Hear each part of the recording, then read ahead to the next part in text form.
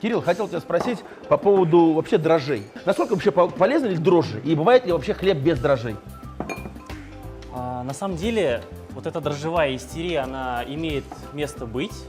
Готовый хлеб, выходя из печи, температура его внутри хлебного мякиша 110 градусов. Дрожжи погибают при температуре 80 градусов, поэтому дрожжей там быть не может.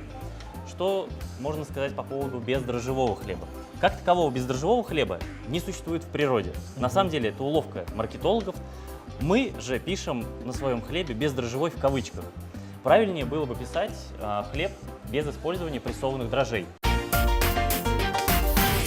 Здравствуйте, дорогие телезрители и сянмес эскадр дуслар. Вы смотрите кулинарное шоу «Секреты татарской кухни». И как гласит народная поговорка, хлеб всему голова. Именно о хлебе мы сегодня поговорим с руководителем хлебной фабрики Кириллом Миняевым. Кирилл, здравствуйте. Привет, Руслан. Говорят, что ты очень любишь хлеб. Я тебе сегодня принес целую корзинку по мне видно, хлеба. что я очень люблю и хлеб. Печенье. Сегодня я научу тебя готовить хлеб ржаной, подовый и печенье. Кирилл Миняев, совладелец и генеральный директор Казанской фабрики хлеба. Родился в Бугульме, окончил Альметьевский государственный нефтяной институт по специальности проектирование, строительство и эксплуатация газонефтепроводов и газонефтехранилищ. Сейчас заочно обучается в Московском техническом институте. Хобби Кирилла – кулинария. Он регулярно проводит кулинарные мастер-классы, очень любит готовить и публикует авторские рецепты в Инстаграме. Также он частый гость различных кулинарных фестивалей. Мы начинаем готовить ржаной бездрожжевой хлеб. Да, сегодня будем готовить подовый хлеб. Обычно выпекается этот хлеб на каменном поду, но сегодня мы будем выпекать его на листе. Самое главное соблюсти эту красивую круглую форму с красивыми разрывами, что я тоже покажу, как это делается. Мы начинаем замешивать тесто.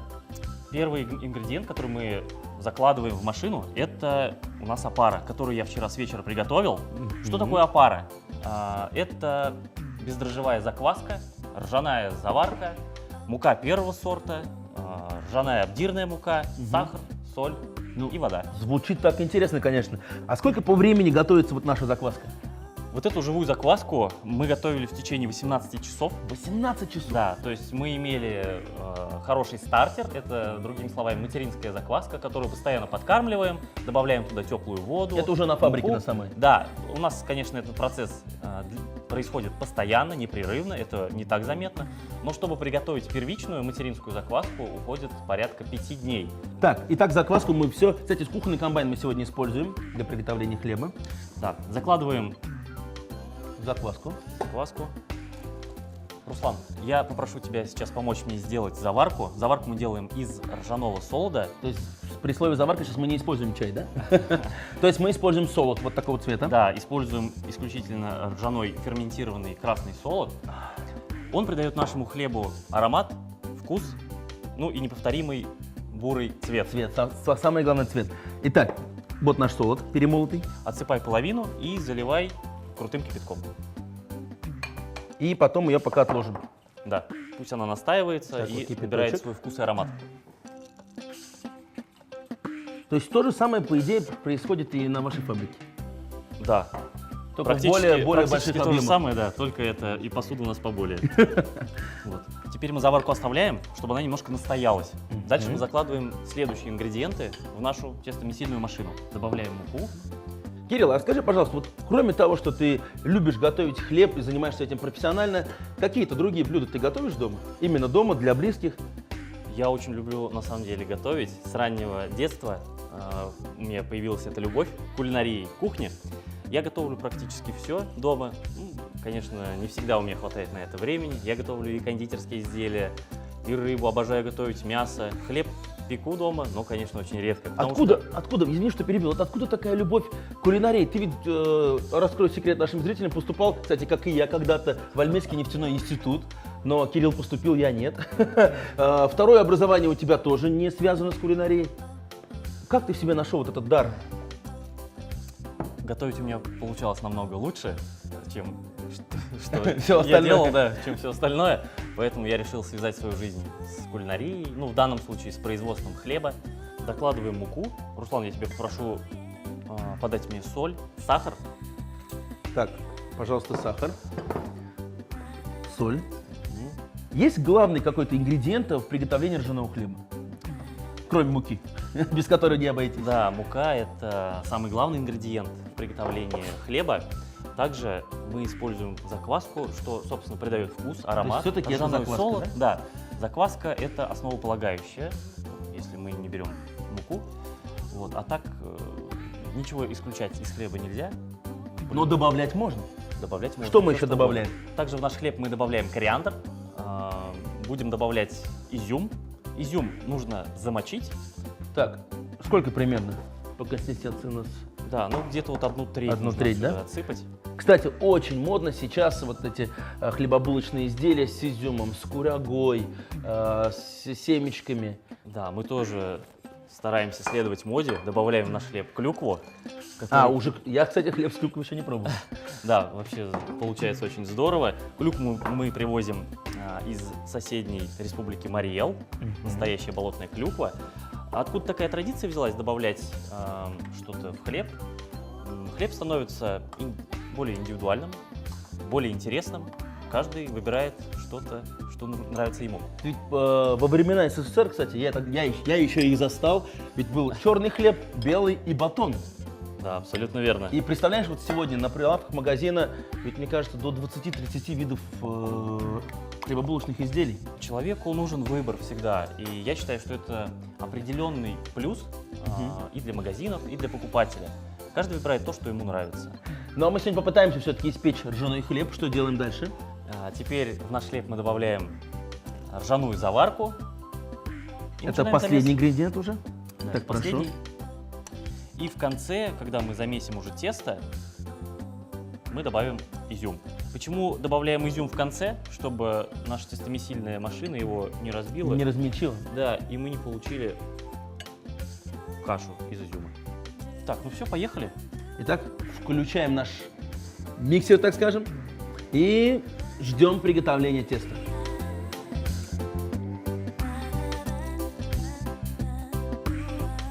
Замес у нас сейчас длится 12 минут. Мы должны добавить изюм.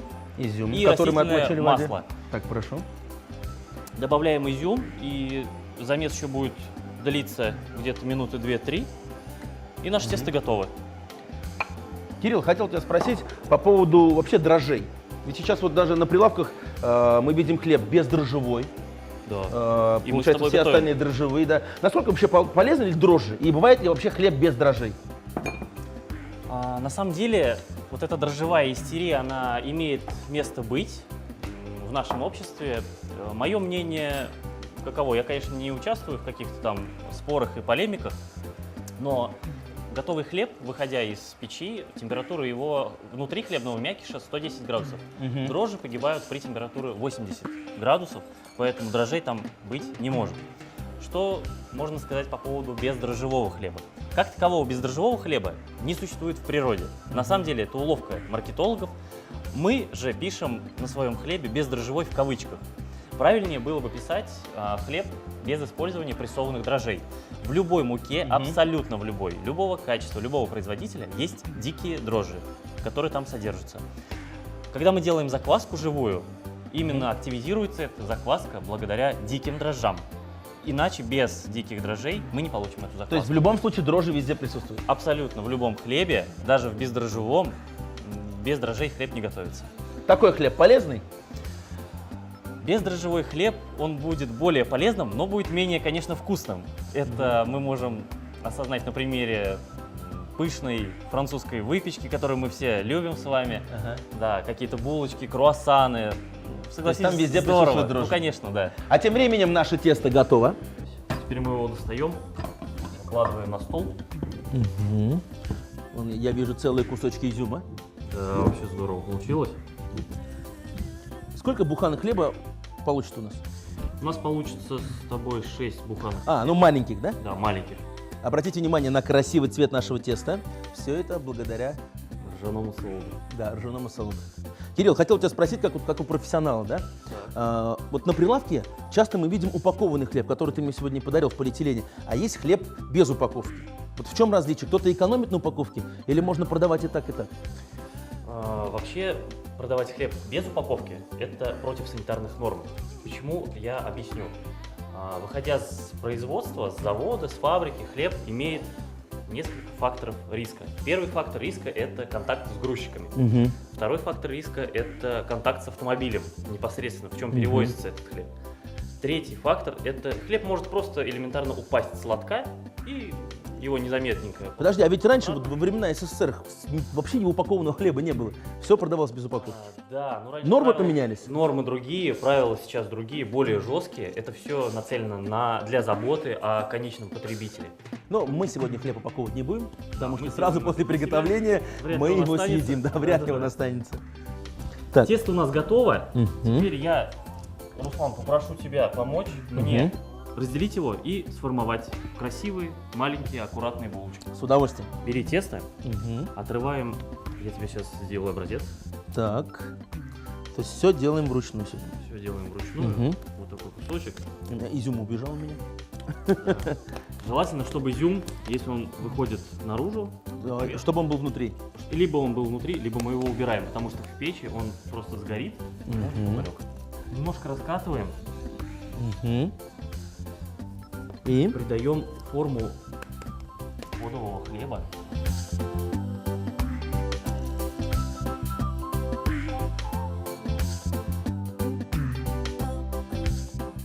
тем временем у нас получилось 6 красивых ржаных булочек.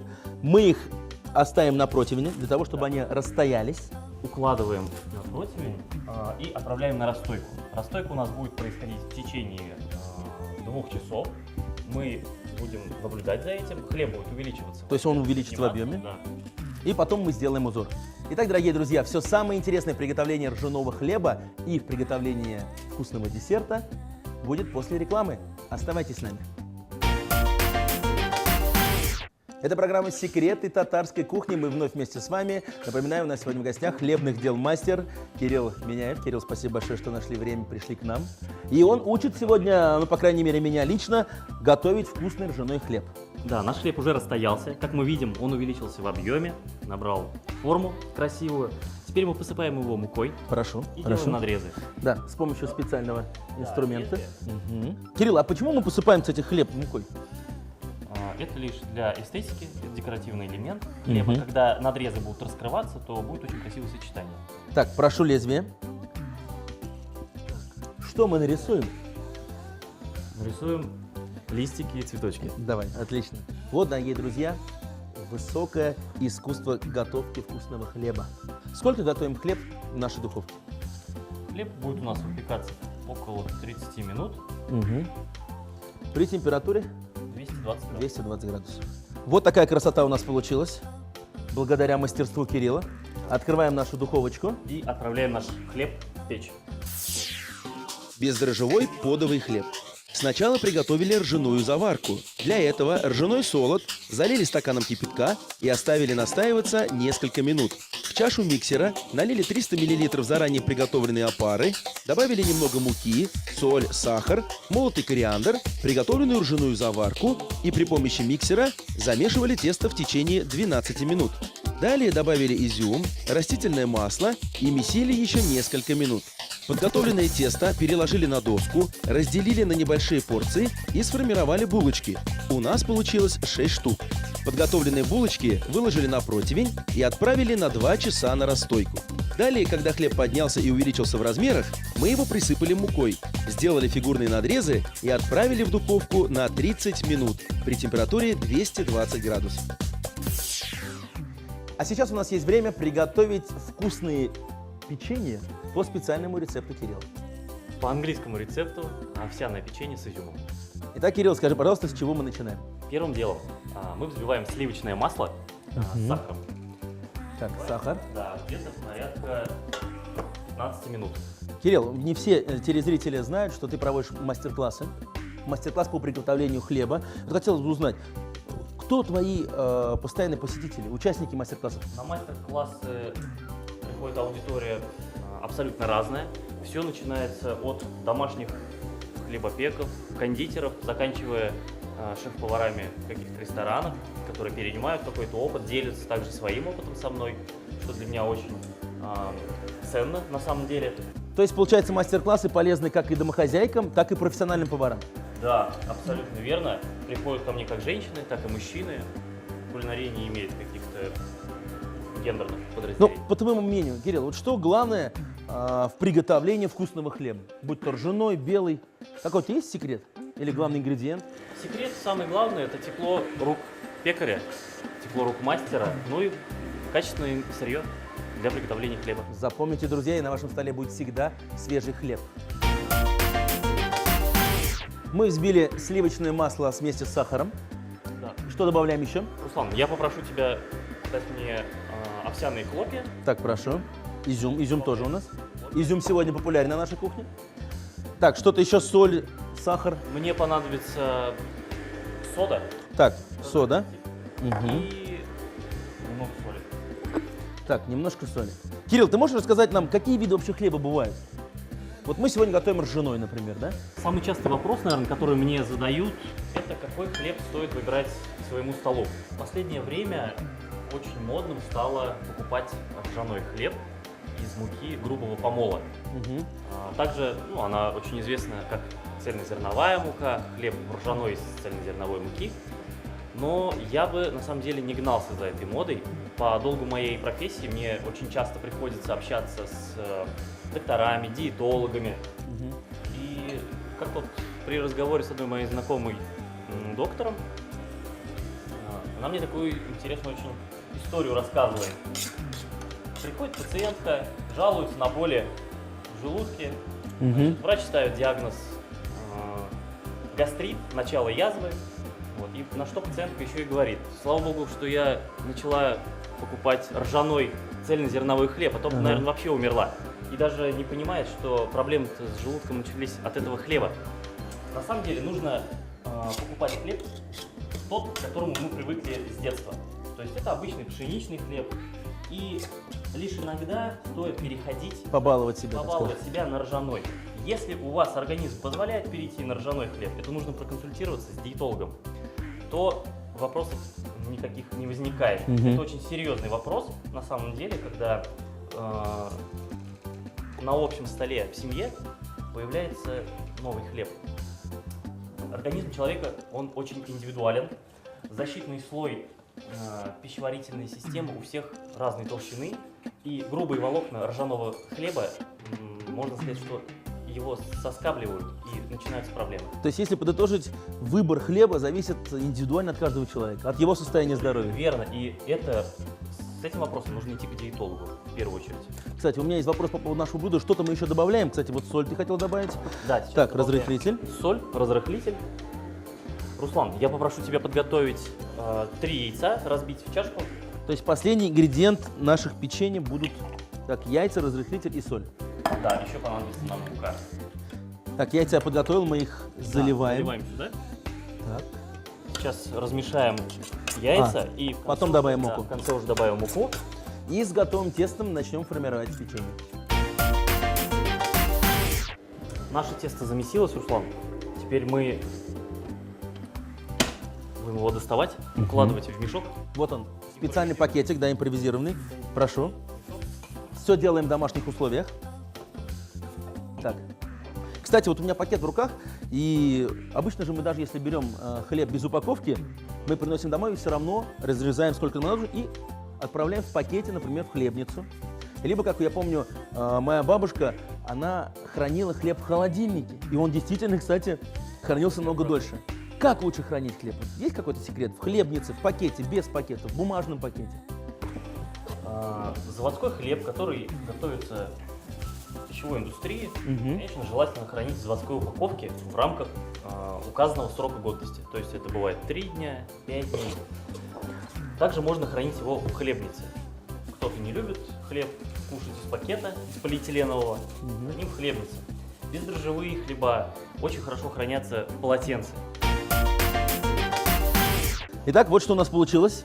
Да. Импровизированный мешочек, кондитерский мешочек, полный печенья на самом деле. Да. Так, отрезаем кусочек, край полиэтиленового пакета. И, внимание, сейчас будет самое интересное. На самом деле это одно из моих любимых печений. Я предпочитаю готовить печенье и хлеба понятные для людей, Мгм. чтобы не требовалось объяснять, что это вкусно, полезно и достойно. Кирилл, вот на твой взгляд, самый популярный какой все-таки хлеб? Ржаной или белый? Так скажем, черный или белый? Вот так вот. Да, конечно, больше всего мы продаем ржаного хлеба. Топ у нас это ржаной заварной и бездрожжевой из ржано-пшеничной муки. Теперь мы формируем уже финальный вид нашего печенья С помощью обычной железной ложки. Так, прошу. и ставим в духовку. Сколько сантиметров должно быть печенье? 1? Овсяное печенье, да, делается не толстое, чтобы оно хорошо пропекалось. Но в данном случае у нас тесто не поднимается ведь. Не поднимается, мы его не расстаиваем, сразу отправляем в духовку. Так, наше печенье, Руслан, готово. Практически заводская красота. Да. Фабричный стандарт, можно сказать. На 15-20 минут при температуре 180 градусов мы отправляем овсяные печеньки в духовочку. Ну и сейчас, буквально за мгновение, мы сделаем из нашего хлеба и ингредиентов красивые бутербродики, накроем стол и будем пробовать. И хлеб, и печенье. Овсяное печенье. Сливочное масло перетерли с сахарным песком. Затем положили овсяные хлопья, изюм, соль и соду. Далее добавили 3 яйца, муку и хорошенько перемешали. Подготовленное тесто переложили в полиэтиленовый мешочек, небольшими порциями выдавили на противень и разровняли ложкой. Печенье выпекали в духовке 15-20 минут при температуре 180 градусов. Дорогие телезрители, если вы не успели записать рецепты наших блюд, мы ждем вас в нашей группе ВКонтакте. Готовьте свои самые любимые блюда и делитесь кулинарными секретами. Ну и, конечно же, не забываем подписываться на наш вкусный канал на YouTube. А Кирилл Миняев и Руслан Шарфутдинов накрыли красивый стол. Теперь можно пробовать. Наконец-то можно пробовать. Вот он красивый хлеб, который у нас получился. Мы сделали специальные бутербродики, которые сейчас и попробуем. Ну и, Волшебное конечно, печенье, от которого волшебные просто кругом голова. печенье. Ароматные. Но хлеб всему голова. Вновь повторю эту красивую пословицу. Приятного аппетита. Приятного аппетита.